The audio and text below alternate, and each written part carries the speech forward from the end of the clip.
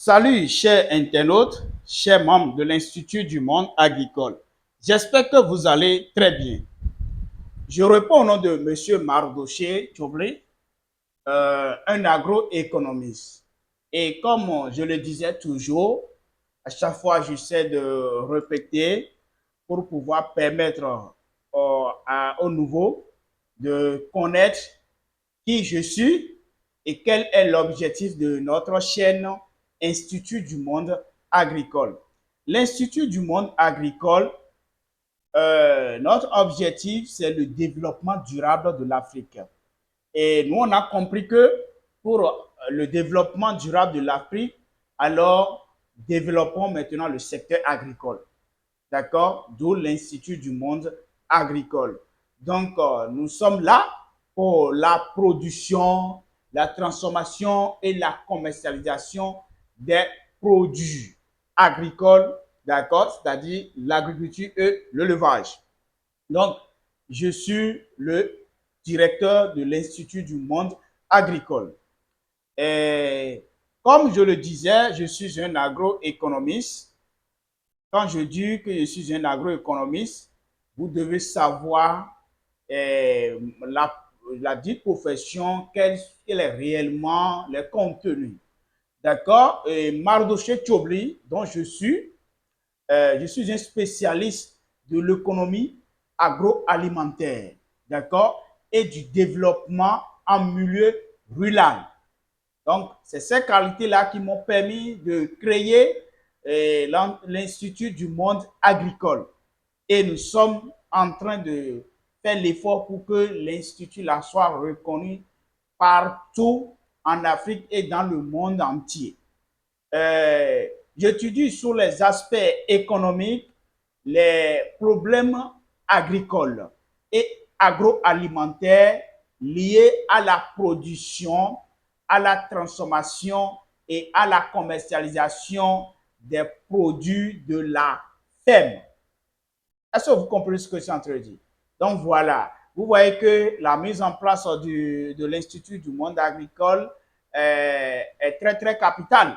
D'accord? Et c'est ces qualités et qualifications qui m'ont permis, c'est-à-dire ces qualifications m'ont permis d'agir à titre de conseiller en financement, en gestion, en mise en marché, en économie, en agronomie, en développement régional ou international, ou encore d'analyser l'évolution des marchés agricoles. D'accord? D'analyser aussi l'évolution des marchés agricoles. Je suis donc en mesure, à ma petite personne, en mesure de conseiller les propriétaires d'entreprises agricoles. Donc, si tu as des projets agricoles, alors tu peux me contacter, d'accord, sur mon numéro WhatsApp. Et là, je vais te prendre en charge, te donner des conseils à ce niveau.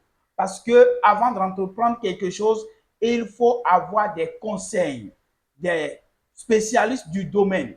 Moi, ce n'est pas simplement sur le papier. Tout ce que je suis en train de dire, je fais déjà, je mets ça en pratique. Avant de dire quelque chose ici, je fais ça, je mets ça en pratique. D'accord? Et c'est des expériences-là que je sais maintenant de partager ça avec la communauté. Donc, je suis en mesure de conseiller les propriétaires d'entreprises agricoles sur la planification de leurs projets et aussi le financement et à la gestion de leur exploitation. On va planifier et comment financer, on va vous le dire, et aussi comment maîtriser aussi la gestion, on va vous le dire. Vous voyez ces trois facteurs, si tu ignores l'une de ces facteurs, si tu ne prends pas ça au sérieux, tu vas échouer complètement dans la mise en place de ton entreprise agricole.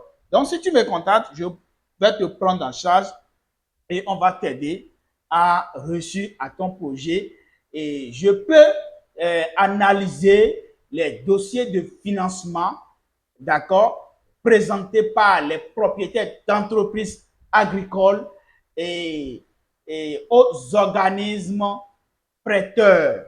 Vous voyez, aux organismes prêteurs ou encore concevoir et administrer des programmes environnementaux destinés au secteur agroalimentaire.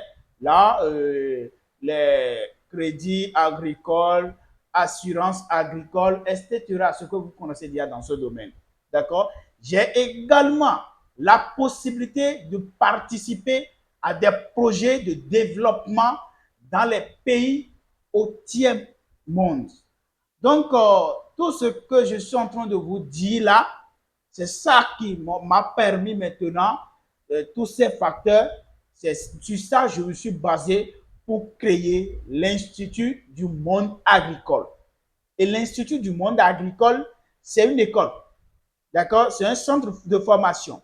Et on te forme, on te donne des conseils, on t'accompagne sur la mise en place d'une entreprise agricole. Tout ce que tu veux faire, on te donne des formations dans le domaine de l'agriculture et dans le domaine de l'élevage. Et c'est basé sur 3 unités, la production, la transformation, la commercialisation des produits de la ferme. Alors, je voudrais aborder la thématique sur si aujourd'hui, toi qui m'écoutes, la thématique, ça relie directement ceux qui sont déjà en fonction, ceux qui sont en train de travailler pour des entreprises. C'est sur eux que je vais vraiment aborder d'abord, avant d'aborder ceux qui ont étudié mais ils n'ont rien fait, bien ceux qui sont en train d'étudier étant des jeunes. Donc, la thématique, c'est une interrogation, au fait. Donc, et si aujourd'hui, d'accord, si aujourd'hui, on te vire de ton travail où tu es devenu un retraité, comment tu vas faire? C'est la question que nous allons réfléchir ensemble. Si toi qui es en train de travailler pour une entreprise, on t'arrête, on te dit, ah, monsieur, vous êtes viré. Bon, ce n'est pas notre souhait, hein, mais ça se passe en général. Mais si on te dit que tu es viré, comment tu vas faire?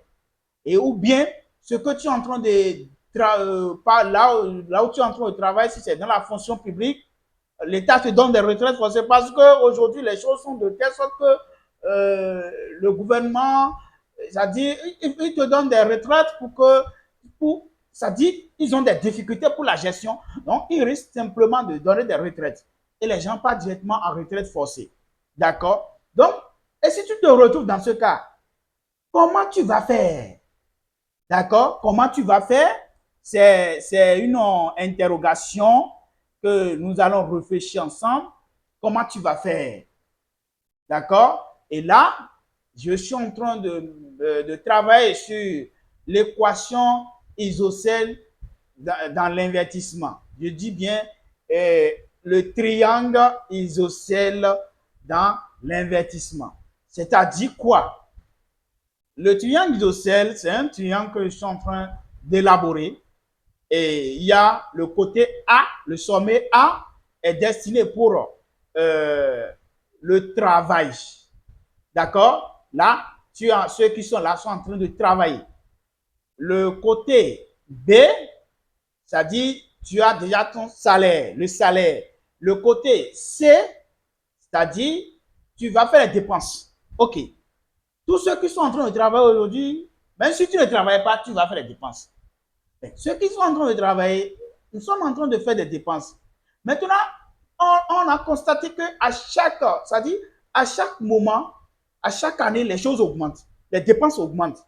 Ce que tu peux payer à 2000 francs dans l'année X, dans l'année Z, c'est-à-dire dans l'année Y, ça te revient à 2000 francs.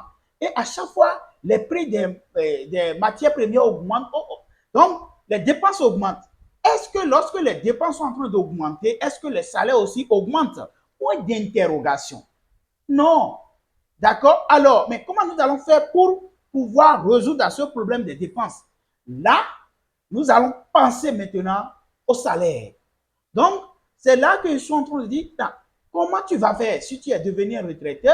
Comment tu vas faire? Ou bien, comment préparer son avenir? D'accord? ou bien comment faire pour avoir deuxième source de revenus lorsque je travaille à partir, c'est-à-dire lorsque je suis en train de travailler, c'est-à-dire à partir de mon salaire, d'accord? Ou bien comment gagner de l'argent en parallèle de son travail. C'est-à-dire le salaire du travail est là, mais tu gagnes encore d'autres salaires, de revenus, d'accord? Comment créer une source de revenus? Comment faire un deuxième, c'est-à-dire comment tu peux créer d'autres revenus?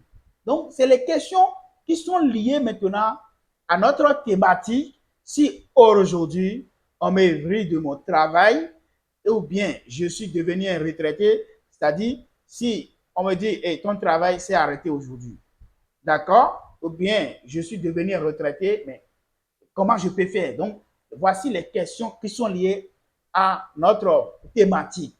Maintenant, dans le souci d'apporter des réponses à ces interrogations, nous allons essayer simplement de résoudre, de traiter l'équation isocièle dont je suis en train de parler. L'équation isocièle, l'équation là, il y a le côté A qui est destiné pour le travail, le côté B, le salaire et le côté C, les dépenses. Je travaille, d'accord. Maintenant, je gagne, d'accord, mon salaire, d'accord. Maintenant, je fais les dépenses. Maintenant, en quoi tu fais tes dépenses?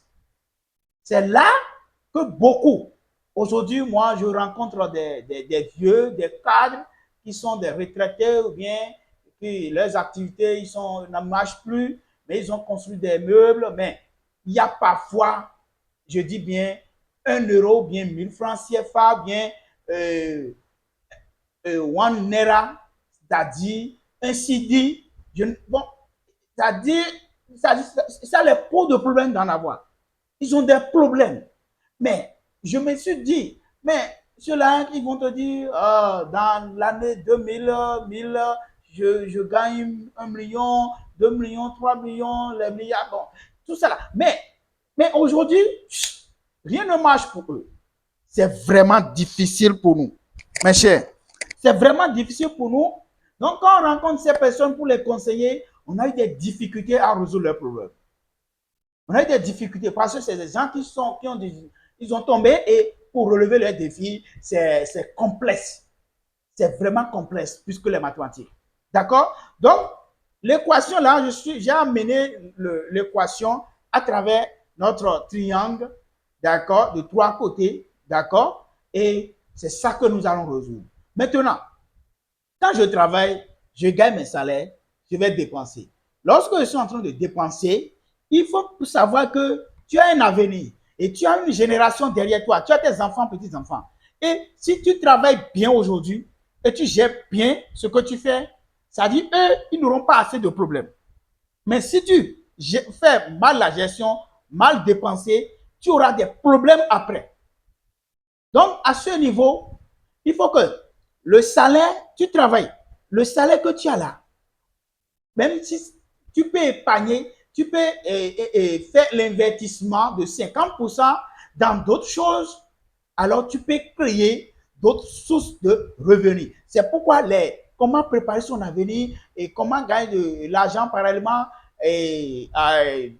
de son activité, de son travail, c'est d'investir, c'est de prendre une partie de ton salaire, de ce que tu gagnes de ton travail, qu'on appelle le salaire, et au moins 50%, et tu investis ça maintenant dans d'autres activités.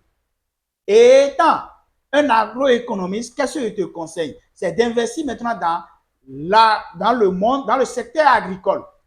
Parce que moi, je sais que même si je ne gagne pas dans le secteur agricole, et j'ai ma ferme, mon site, et je fais la production des matières, de maïs, piment, je fais la production agricole et végétale, ou bien élevage, au moins je vais manger. D'accord? Je vais manger. Donc maintenant, en cherchant à résoudre ce petit problème, tu risques de créer encore des sources de revenus parce que les gens vont commencer par te demander, ah, je vais payer. Et tu vas commencer par vendre tes produits, et ce que tu as produit, et toi aussi, tu vas commencer par transformer et commercialiser. Là, ainsi de suite, dans 5 ans, tu es parti de investir au moins dans le monde agricole pour produire, pour satisfaire la petite famille, mais tu t'es retrouvé dans le vrai monde agricole et tu commences par produire, par transformer et par commercialiser. Et là, maintenant, tu es en train de créer autre source de revenus à partir de ton salaire. Donc, mes chers internautes, tout le monde, nous devons penser à ça.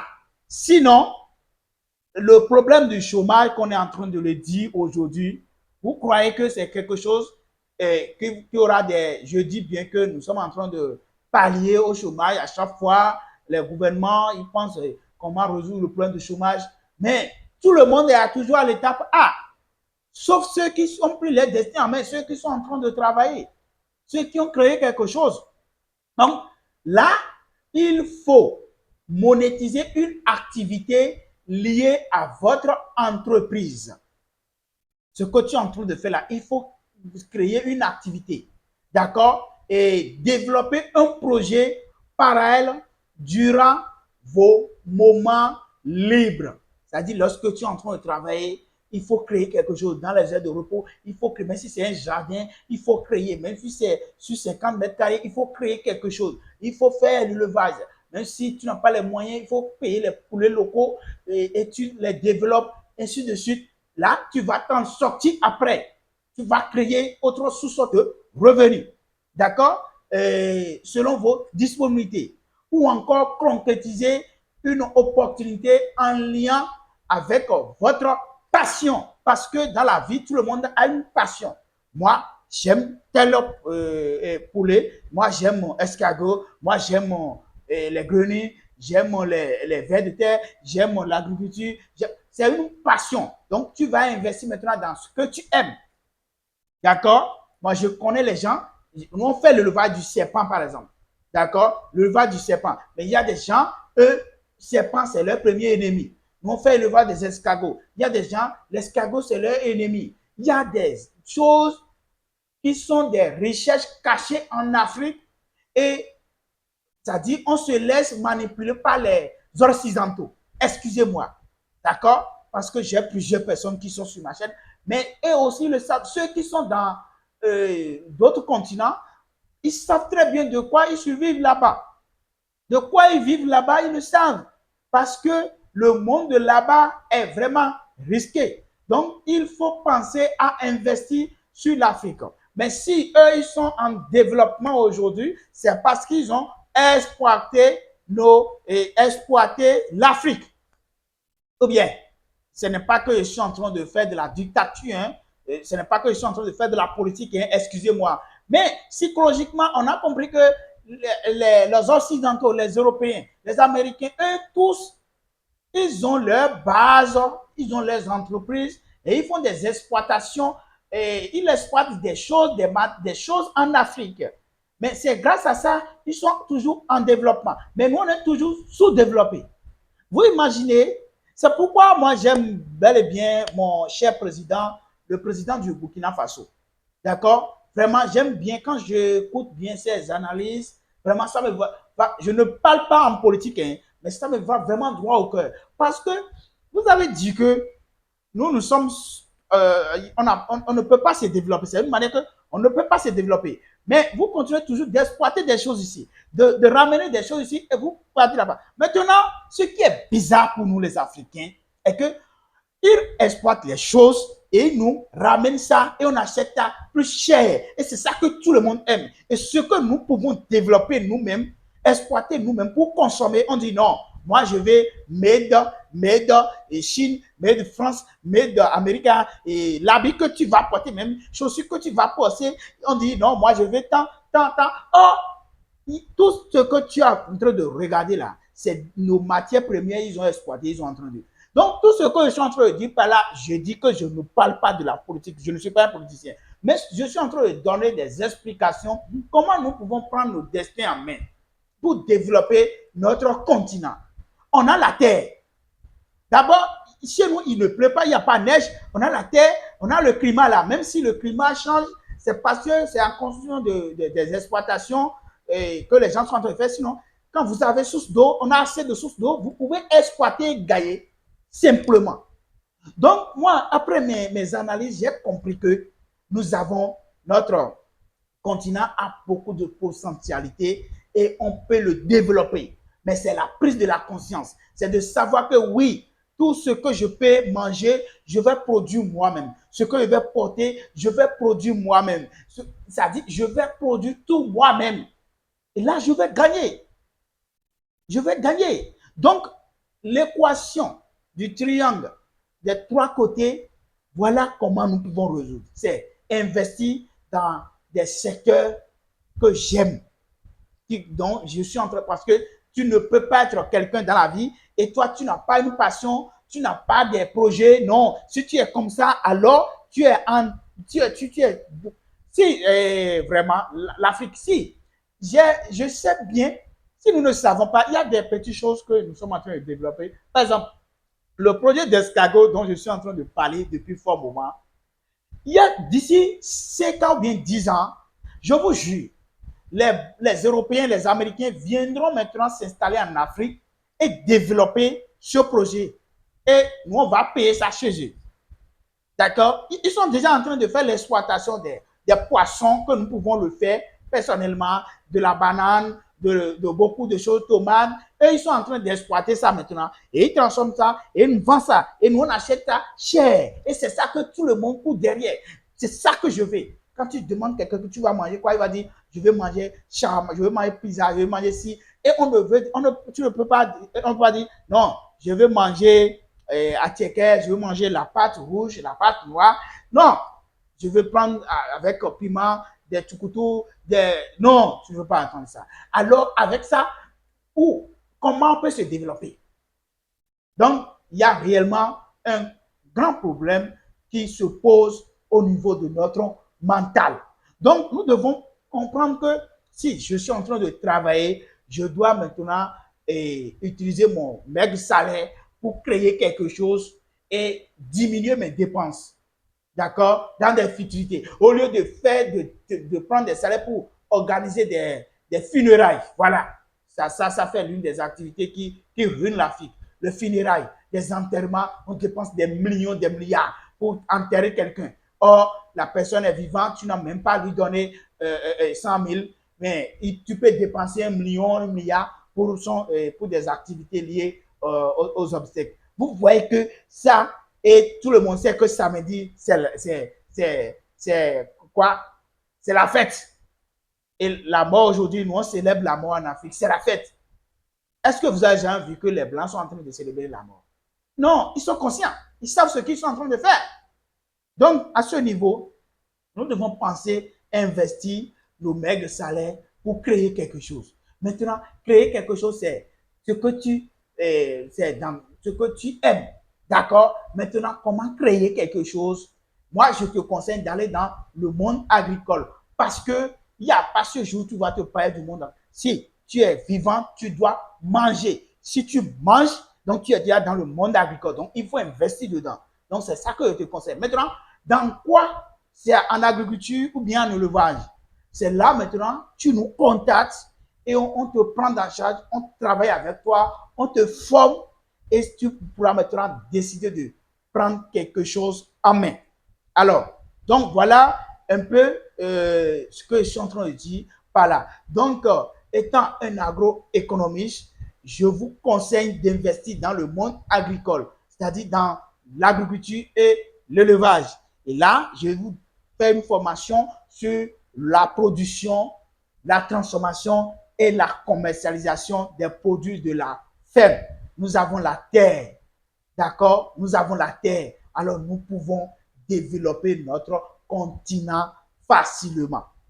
Et c'est-à-dire, pour développer, on n'a pas besoin de trop bavarder. Non, il faut que chacun dise à telle année, nous sommes en temps vers l'année 2024.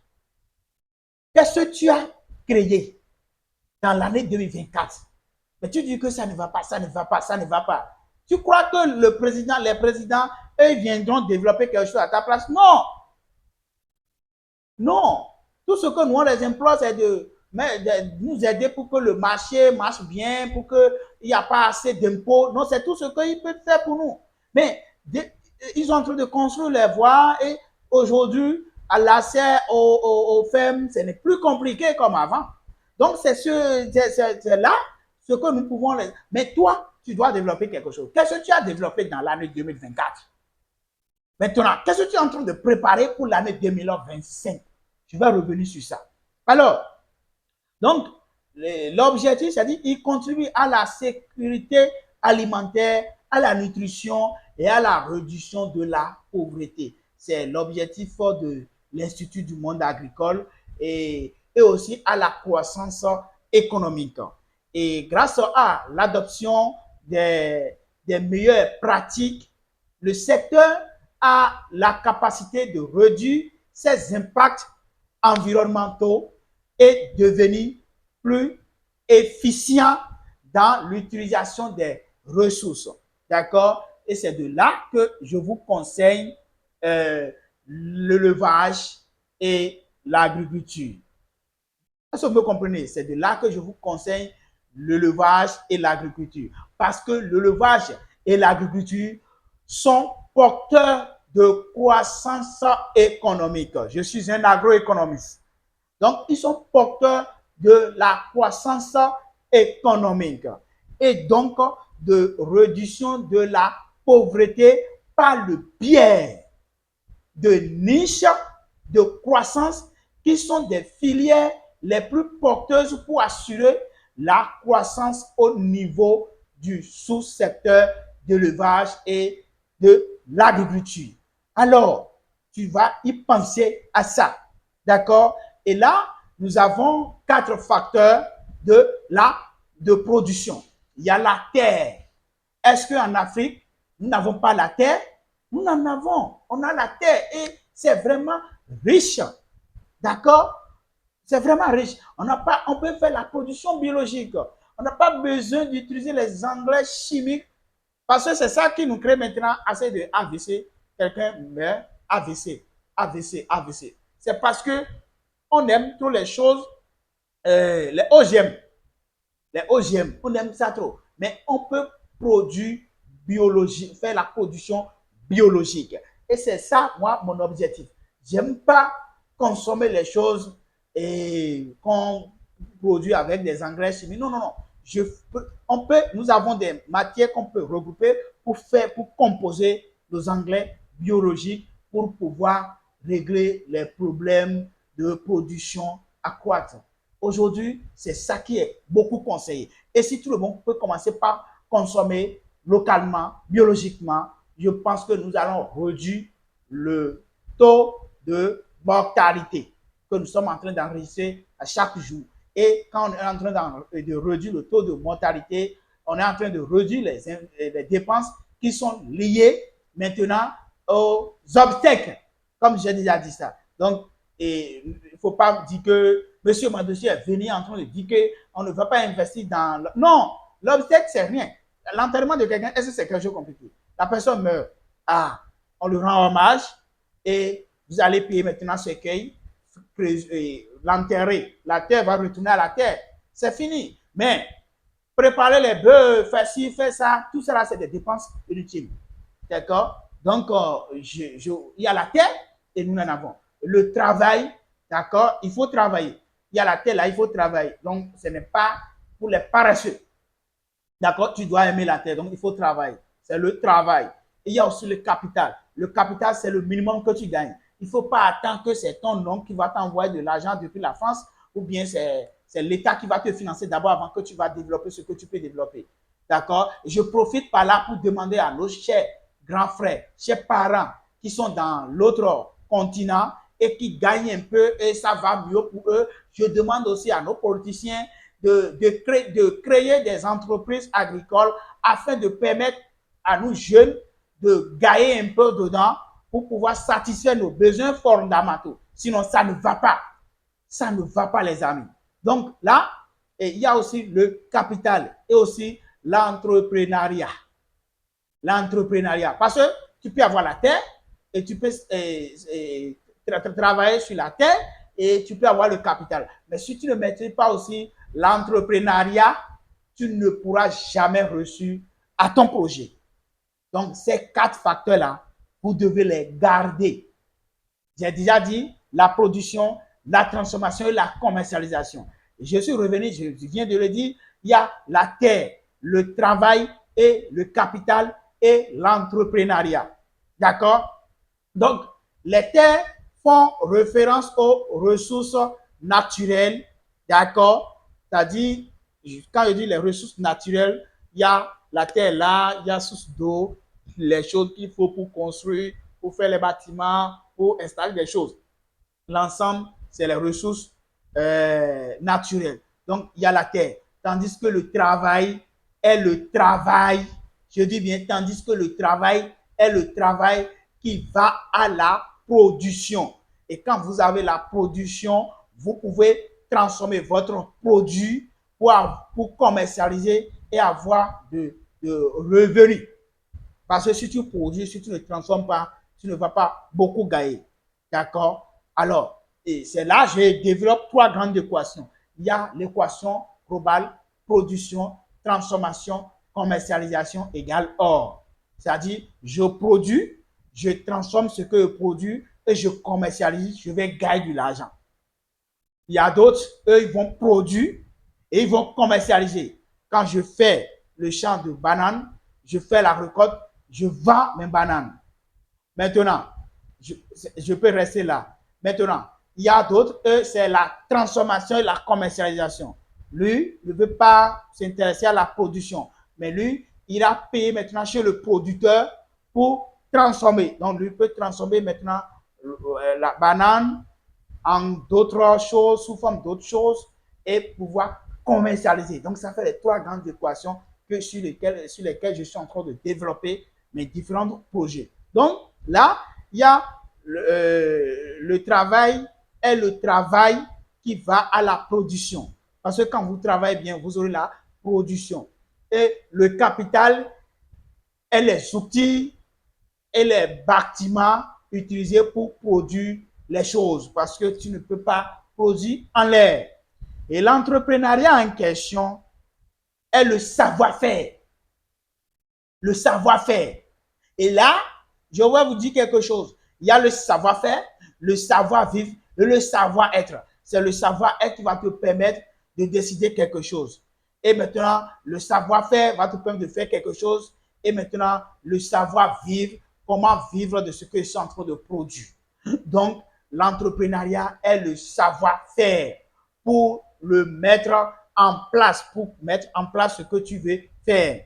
D'accord? Donc, voilà brièvement ce que je peux vous apporter à ce niveau.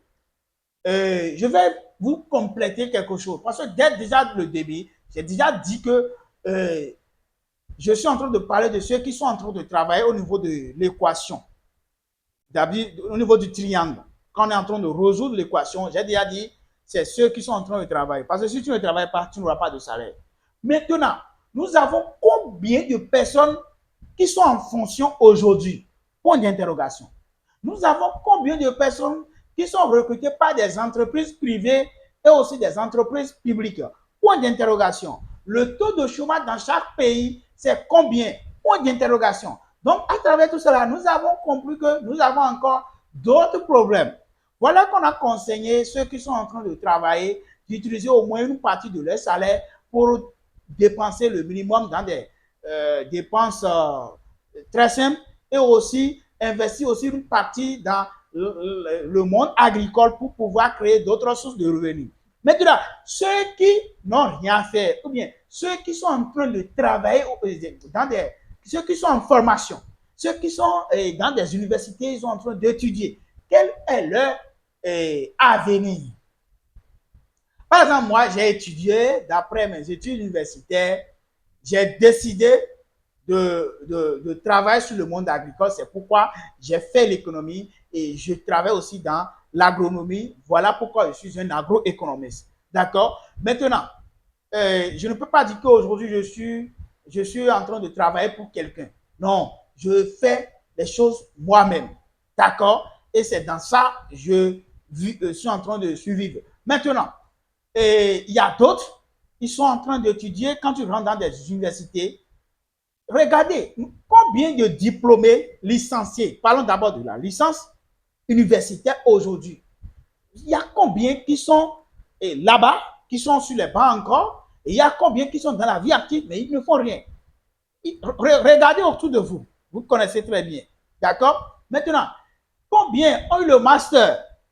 Combien le doctorat? Quand moi je rencontre les gens, ils ont eu le doctorat, mais ils sont en train d'entreprendre dans conducteur de jeux, de taxi moto, ils sont sur les chantiers, ils sont en train de faire ci. Oui, parce que après tes études là, qu'est-ce que tu sais faire? Parce que c'est moi la question que je me suis posée. Quand je suis en train d'étudier dans deuxième année, on est en train de travailler sur le cours, les mathématiques, mathématiques, économie, et on est en train de travailler. Et on nous a demandé, qu'est-ce que tu sais faire? Mais tout le monde s'est retrouvé, mais je ne sais faire rien, je ne sais rien faire. Même pour voir l'eau de Pure là, même pour vendre l'eau là, je ne sais pas comment attirer la clientèle. Donc ça veut dire que je suis nul. Donc, c'est de là maintenant, on a compris que, alors, il faut vraiment mettre les choses en pratique.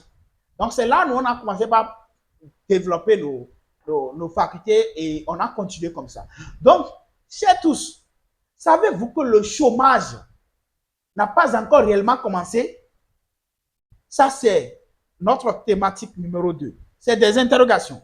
Est-ce que vous savez que aujourd'hui, là, par exemple, nous sommes en décembre de 2024. Est-ce que vous savez que le vrai chômage n'a pas encore commencé?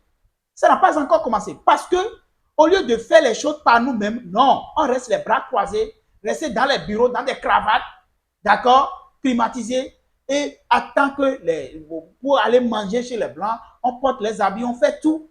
Les véhicules, c'est nous, donc on fait tout, d'accord? Maintenant, est-ce que savez-vous que le chômage n'a pas encore commencé? Oui, le chômage n'a pas encore commencé. D'accord? Vous devez savoir simplement que ce qui se passe aujourd'hui, sur le plan, surtout en Afrique, c'est juste, c'est-à-dire c'est un échantillon de chômage. Ah oui, c'est un échantillon de chômage. On n'a pas encore commencé le vrai chômage parce que ça va commencer. Et c'est petit à petit. Et on peut vous dire, faire une comparaison. Pourquoi j'ai dit ça? Parce que, étant, moi, je ne suis pas trop âgé, mais vu déjà ce que j'ai vécu dans 5 ans, mais dans 10 ans avec mes parents, mais ce qui se passe aujourd'hui avec nous, on a compris que le chômage n'a pas encore commencé. Les gouvernements ils continuent toujours de voter des lois pour réduction de chômage. On fait un programme pour la réduction de chômage.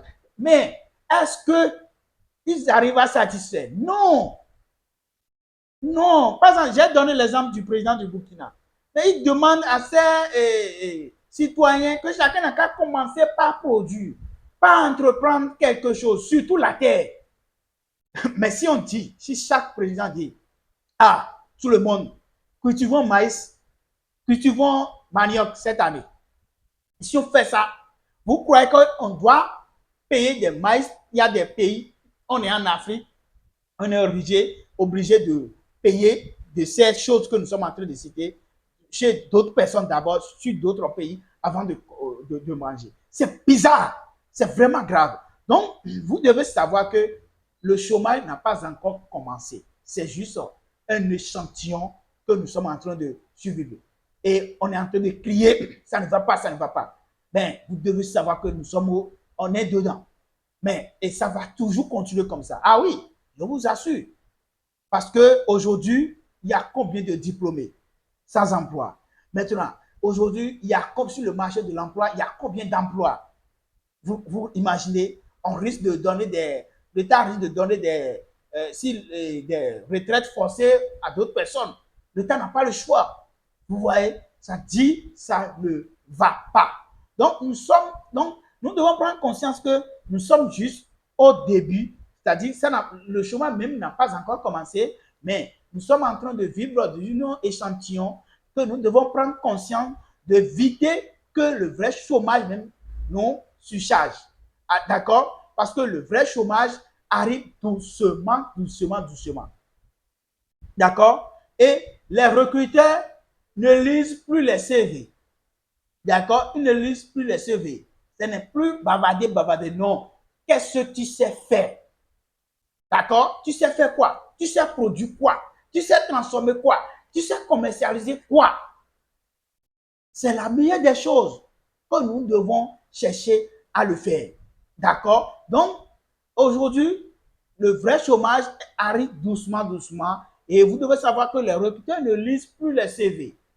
D'accord? Maintenant, mais la raison pour laquelle il est important, après ces études, d'accord, de se poser la question, c'est-à-dire tu vas poser une question après toutes tes études là, ce que tu es en train de faire là. Là, je m'adresse déjà à mes frères et sœurs, ceux qui sont sur les bancs encore à l'université. Je ne parle pas de ceux qui sont en arrière, premier cycle, deuxième cycle, secondaire, non. Je parle de ceux qui sont à l'université. D'accord? Ceux qui sont en licence, en master, en doctorat. Et je dis, qu'est-ce que tu sais faire? Parce que c'est la question que tu dois trouver. Qu'est-ce que je peux créer? D'accord? Qu'est-ce que je peux créer? D'accord? Et tu cherches en toi maintenant, quelle est ma passion? D'accord? Maintenant, et quel est le système que je peux implanter en plus de ce que j'ai appris? D'accord? Ou de mon travail afin de créer une source de revenus. C'est-à-dire celui qui est en train d'étudier maintenant, ou bien il est diplômé, sans emploi, il va chercher maintenant, qu'est-ce que je peux implanter? Je peux produire quoi? Je peux faire quoi? Maintenant, après ça, maintenant, celui qui est en train de travailler, il va dire, qu'est-ce que je peux créer, d'accord, à partir de mon travail là? Qu'est-ce que je peux créer pour créer de revenus, pour créer quelque chose, pour attirer de l'argent sur moi? C'est ça qu'on appelle revenu. D'accord? C'est la meilleure question que tout le monde va commencer par se poser. Si nous arrivons à commencer comme ça, alors on va développer l'Afrique si facilement. Donc, c'est la meilleure question. Maintenant, vous allez travailler ou après les études? C'est encore une question. On va travailler après ou les études? Vous allez constater que le système d'emploi est saturé. Je dis bien est saturé. D'accord? Mais comme c'est saturé, mais ceux-là, ils sont là pour combien de temps? Pour 30 ans de service. Donc, c'est après 30 ans, ils vont laisser leur poste. Maintenant, dans les 30 ans là, il y aura combien de diplômés qui seront à la recherche de même emploi là? Est-ce que vous comprenez ce que je dis? Voilà. Donc, là, ça dit, l'État même là, le gouvernement même là, est fatigué, d'accord? Est fatigué. Mais voilà pourquoi la politique, ils ont mené le phénomène des retraités forcés, par exemple, qui se passe, d'accord? Voilà. Et encore, toi aussi, après ta retraite, maintenant, avec quoi tu peux entreprendre? C'est pourquoi, dès le début, j'ai abordé des interrogations comme ça. D'accord? Et il faut créer une source de revenus, mes chers. Créons quelque chose. Et moi, je vous invite dans le monde agricole. Tu as commencé, ça n'a pas marché. Comment tu as commencé? D'accord? Comment tu as commencé? C'est la question que tu vas te poser. Est-ce que l'échec là ne dépend pas de moi? Parce qu'il y a d'autres, ils ont investi et se sont découragés dans le monde agricole, dans le l'élevage, dans l'agriculture, ils se sont découragés. Mais c'est une chaîne. Ça, on va développer ça après. D'accord? C'est la raison pour laquelle, dans les écoles professionnelles, ils ont mis en place le système d'enseignement de l'entrepreneuriat. Qu'est-ce que tu sais faire? De l'entrepreneuriat. Et c'est normal. D'accord? Et c'est une manière subliminale de nous dire qu'il n'y a plus de travail.